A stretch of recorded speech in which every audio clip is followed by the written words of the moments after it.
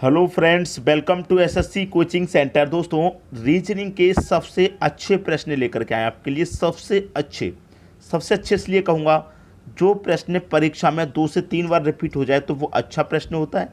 इसलिए ये सभी प्रश्न अच्छे हैं क्योंकि एग्जाम में पूछे गए हैं। तो चलिए स्टार्ट करते हैं। पहला प्रश्न है आपका, यदि 73 प्लस 82 बराबर 62, 91 प्लस 21 बराबर 21 हो तो 86 प्लस 24 बराबर क्या। अच्छा प्रश्न है। और कुछ बच्चों का ये सोचना होगा कि भाई 91 में 21 जोड़ेंगे तो 21 कैसे आ जाएगा, 73 में 82 जोड़ेंगे 62 कैसे आ जाएगा। लेकिन आएगा, यही तो रीजनिंग है। आएगा, कोई लॉजिक दिया जाएगा जिससे कि आएगा। वही लॉजिक तो आपको जानना है और हमें आपको बताना है। ठीक है, देखिए पहली संख्या है 73 प्लस 82 बराबर कितना, 62 आना चाहिए। 73 और 82 का कुछ ऐसा कीजिए जिससे कि 62 बन जाए। देखिए क्या कर सकते हैं, 7 त्रिक का 21 करूंगा मैं, 8 दूने का 16, 21 को और 16 को जोड़ेंगे तो 62 नहीं होता। कोई दूसरा तरीका हो सकता है। अब दूसरा तरीका देखिए क्या हो गया, मैं यहाँ पर आपको बताऊं कि यहाँ पर अगर मैं पहली संख्याओं को इन दोनों को जोड़ लूँ तो 7 और 3 कितना हो जाएगा, 10। ठीक है, इनको मैंने क्या किया, जोड़ा है। और इनको मैं क्या कर लूँ, गुना कर लूँ तो 8 दूने का 16 हो जाएगा।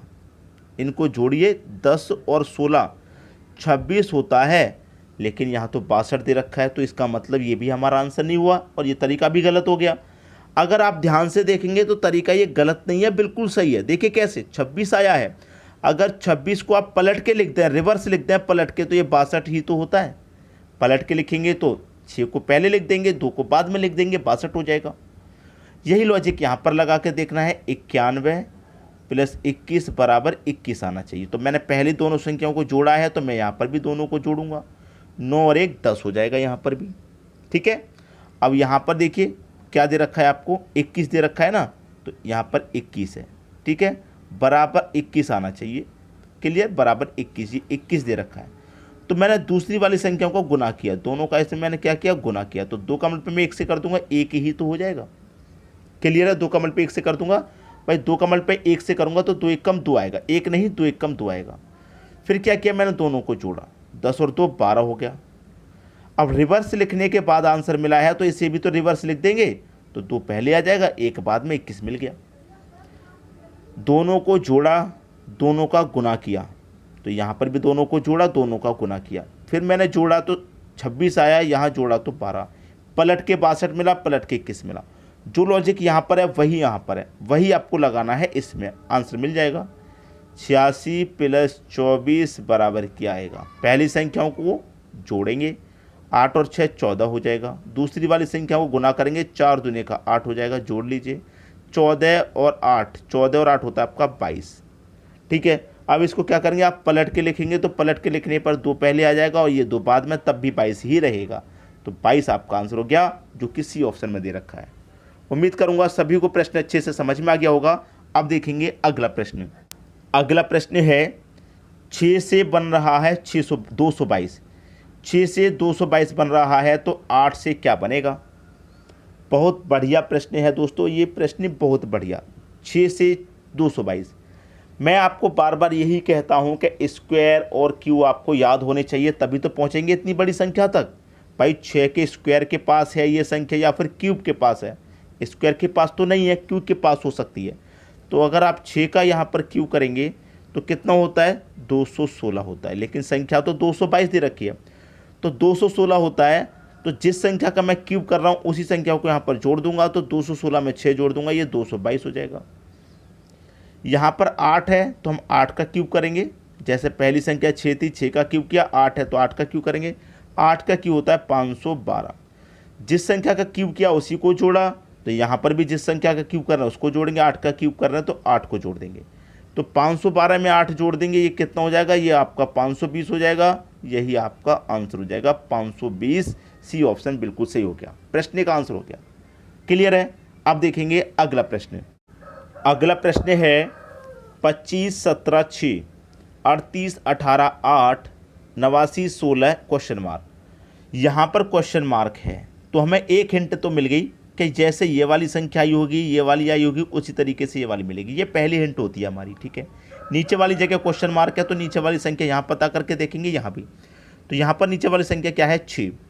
अब ये जो 6 है या 25 और 17 का कुछ ना कुछ ऐसा किया होगा जिससे कि हमारा 6 बनेगा।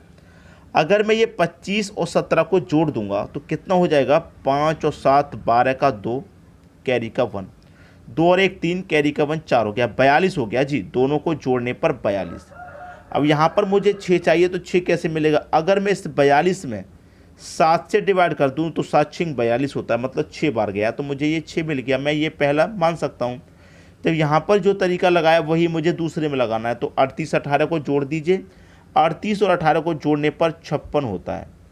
अब मैंने यहाँ पर डिवाइड 7 से किया था तो यहाँ भी 7 से करूँगा, तो 7 8 56 होता है। 8 बार गया तो यहाँ पर मुझे 8 ही दे रखा है, यहाँ 6 बार गया था 6 दे रखा है, 8 बार गया 8 दे रखा है, थोड़ा सा हिंट मुझे मिल गया। अब 89 और 16 को जोड़ दीजिए, कितना हो जाएगा, 105 हो जाएगा। भाई यहाँ भी 7 से डिवाइड कर रहे हैं, यहाँ भी 7 से कर रहे हैं, यहाँ भी 7 से ही कर देंगे, कर दीजिए। 7 एकम 7 3 बचेगा 35, 7 पंजे 35, 15 बार में जाएगा।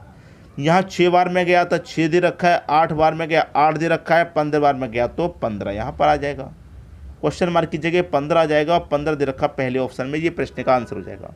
क्लियर हुई बात। अब देखेंगे अगला प्रश्न। अगला प्रश्न है 5 है, 94 है, 9 है, यहाँ पर क्या आएगा। प्रश्न का कुछ ऐसा कीजिए जिससे कि 5 और 94 9 और यहाँ पर संख्याएं बन जाएं, कुछ भी ऐसा कीजिए।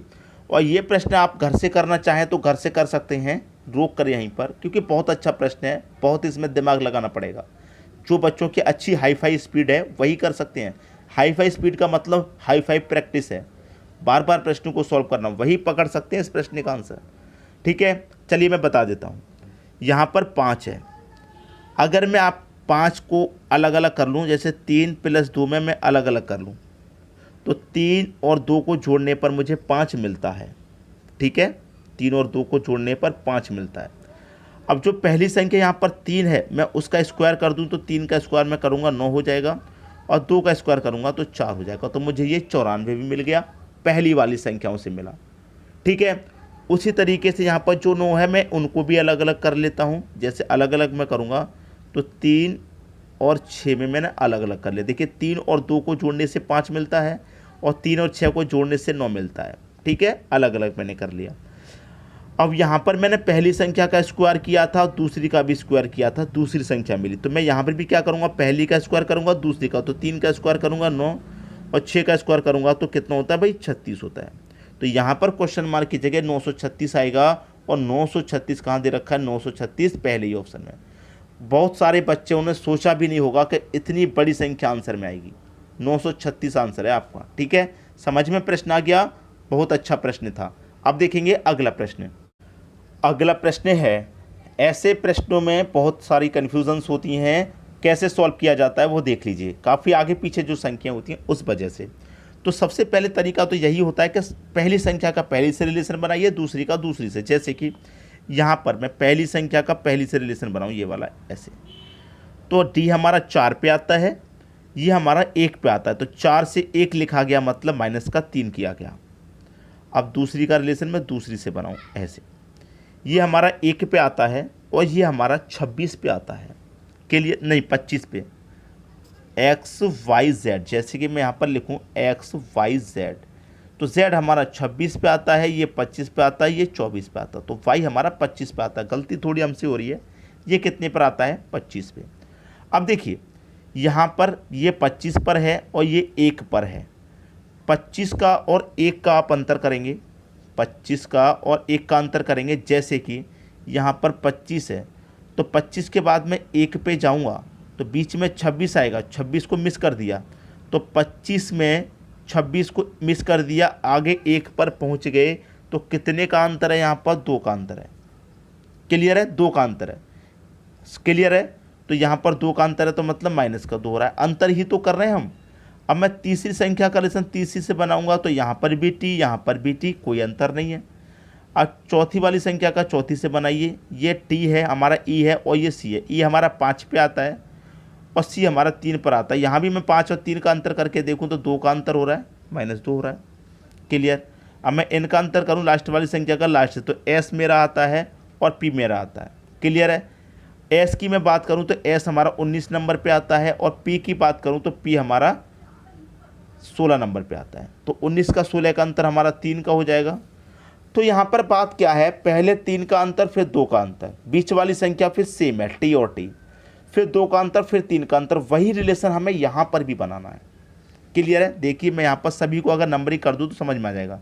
ये 4 पे आता है, ये 1 पे आता है, जो बीच वाली संख्या तीसरा उसे एज इट इज ही रखेंगे। ये 1 पे आता है, ये हमारा 25 पे आता है, वाई हमारा 25 पर आता है। ठीक है, लिख दिया मैंने। अब देखिए यहीं पर हमें अंतर करना है। यहाँ पर क्या है, 4 में से 3 घटाया तभी तो 1 पे पहुँचेंगे भाई, 1 है हमारा, तो 4 से 3 घटाएंगे तभी तो 1 पर पहुँचेंगे। तो ये हमारा देखिए कितने पर आता है, एम आता है हमारा, एम मेरा कितने पर आता है, एम आता है हमारा 12 पे। ठीक है, एम आता है दोस्तों हमारा 13 नंबर पे। तो यहाँ पर क्या हुआ, 4 में से 3 घटाया था, तो यहाँ मैं 13 में से क्या घटा दूंगा, 3 घटा दूंगा। तो 13 में से 3 घटाने पर कहाँ पहुँचेंगे, देखिए 13 में से मैंने घटा दिया 3, तो हम पहुँचेंगे 10 पे, और 10 पे आता है हमारा जे। अब ऑप्शन में देखिए किस किस ऑप्शन में सबसे पहले जे है, जे 3 ऑप्शन में है, तो अभी आंसर आपको नहीं मिला। आगे चलेंगे, 1 है 25 है, ठीक है, मतलब उल्टा अंतर है, ज़्यादा में से यहाँ पीछे की तरफ ऐसे करके अंतर है, जैसे मैंने आपको बताया ऐसे। तो यहाँ पर कितना है, ये 1 पर आता है, बिल्कुल इसी की तरह। ठीक है, ए का रिलेशन वाई से था, तो यहाँ पर भी मैं ए का रिलेशन वाई से बना दूंगा। वाई कितने पर आता है हमारा, 25 पे आता है, मतलब वाई। तो जे के बाद में वाई कहाँ पर दे रखा है, तो जे के बाद में वाई यहाँ पर भी है, जे के बाद में वाई यहाँ पर भी है, जे के बाद में वाई यहाँ पर है। अभी आंसर नहीं मिला। जो तीसरी संख्या थी वो एज इट इज थी, तो यहाँ पर हमारा जो एज इट इज आ जाएगा के आ जाएगा। तो जे वाई के, अभी 2 ऑप्शन में जे वाई के है, अभी भी आंसर नहीं मिला। एक ये ऑप्शन में जे वाई के, यहाँ पर भी जे वाई के, ये दोनों तो गलत हो गए। ठीक है, आगे चलते हैं, आगे चलेंगे। चौथी संख्या ये 5 है, चौथी संख्या ये 3 है। ठीक है, यहाँ पर ये मैं करूँगा कितना है, आई आता है 9 पे। 5 से 3 मतलब 2 कम करके लिखा गया, तो 9 में से भी मैं 2 कम करके लिखूँगा, 7 होता है, और 7 पे क्या आता है, जी आता है। 7 पे आता है, देखिए मैं इधर लिख दूँ जे वाई के, ये गलत लिखा है। वाई के बाद क्या आएगा, 9 में से मैं 2 घटा दूंगा, 7 पे आता है जी। अब के बाद जी यहाँ पर दे रखा है, के बाद जी यहाँ पर भी है, तो इसका मतलब अभी भी आंसर नहीं मिला। ठीक है ना, समझ में आ रही है बात। तो यहाँ पर एन कितने पर आता है भाई, 14 पे आता है। यहाँ पर लास्ट वाली संख्याओं का अंतर किया, एस 19 पे आता है, पी 16 पे। कितना माइनस हो रहा है, 3 माइनस हो रहा है। यहाँ अगर मैं 14 से 3 माइनस कर दूंगा तो 11 पे आ जाएंगे, 11 पे आपका के आता है। तो लास्ट में के यहाँ पर है, यहाँ पर नहीं है, तो इसका मतलब बी ऑप्शन बिल्कुल सही है। देखिए अगर ये प्रश्न मुझे करना होता तो मैं जल्दी जल्दी इसको कर देता और मेरा नंबर इसमें पक्का हो जाता, लेकिन मैं आपको क्यों बता रहा हूँ, क्योंकि मुझे ये पता है कि इस प्रश्न का जो आंसर निकलेगा वो इतनी आसानी से नहीं निकलना पड़ेगा। एक एक नंबर को, एक एक अक्षर को आपको ऐसे समझना है जैसे कि आपको अच्छे से आना चाहिए। जैसे कि अगर कभी भी परीक्षा में ये प्रश्न पूछ लिया, प्लस करके पूछ ले, चाहे माइनस की संख्या आगे पीछे करके, लेकिन तरीका तो हमें ऐसे बताना है कि बिल्कुल दिमाग में सेट हो जाए, ताकि कभी भी प्रश्न को पूछा जाए उसे आप कर दें। ठीक है, तो सभी की समझ में ये प्रश्न आ गया। अब देखेंगे अगला प्रश्न। अगला प्रश्न है, दी गई आकृति में कितने त्रिभुज हैं, कितने त्रिभुज हैं इस आकृति में, ये बताना है। बहुत अच्छा प्रश्न है, चाहो तो छोटे छोटे करके गिन लीजिए, चाहे बड़ा तरीका हो कोई ट्रिक वाला उससे गिन लो। मैं छोटे छोटे दोस्तों यहाँ पर गिनूंगा। ये एक हो जाएगा ये वाला त्रिभुज, ये दूसरा हो जाएगा मेरा, ये तीसरा हो जाएगा, ये चौथा हो जाएगा, ये पांचवा और ये छठा हो गया। 6 त्रिभुज हो गए यहाँ तक, तो मैं 6 लिख लूँगा। ठीक है, 6 त्रिभुज हो गए, मैंने 6 लिख लिया यहाँ तक। अब कितने त्रिभुज हैं बड़े बड़े उसे गिनेंगे। अब देखिए ये तो 6 त्रिभुज हो गए छोटे छोटे। अब देखिए एक ये वाला बड़ा वाला त्रिभुज हो गया, एक ये बड़ा वाला हो गया जो 2 को मिल करके बन रहा है, इन दोनों को ये बना रहा है, और देखिए इन दोनों को ये बना रहा है ऐसे करके। तो 2 त्रिभुज हमारे ये हो गए, तो मैं यहाँ पर ये 2 और लिख दूंगा। अब इधर भी ऐसे ही 2 त्रिभुज बन रहे हैं, ये वाले एक और एक ये वाला, 2 ये हो गए, तो मैं यहाँ पर 2 और जोड़ लूँ। अभी कौन से त्रिभुज और बन रहे हैं मैं आपको बता दूँ। बड़े वाले ये वाला, यहाँ से जाएंगे यहाँ पे, ये वाला एक ये हो गया। ऐसे ही एक इधर से बन रहा है ये वाला, 2 और बन रहे हैं, तो 2 और जोड़ दीजिए। तो 6 2 8 10 12 टोटल त्रिभुज कितने बन रहे हैं? 12 बन रहे हैं। 12 दे रखा सी ऑप्शन में। ये आपके प्रश्न का बिल्कुल सही जवाब हो गया। तो उम्मीद करूंगा सभी को प्रश्न अच्छे से समझ में आ गए, किसी को भी प्रश्न में कोई समस्या नहीं होगी। रीजनिंग के प्रश्न हैं, अच्छे प्रश्न हैं, मैंने आपको बता दिए। इसको मत जोड़ लेना, ये तो चतुर्भुज है, त्रिभुज नहीं है, ये तो चतुर्भुज है, तो इसको मत जोड़ लेना, ठीक है।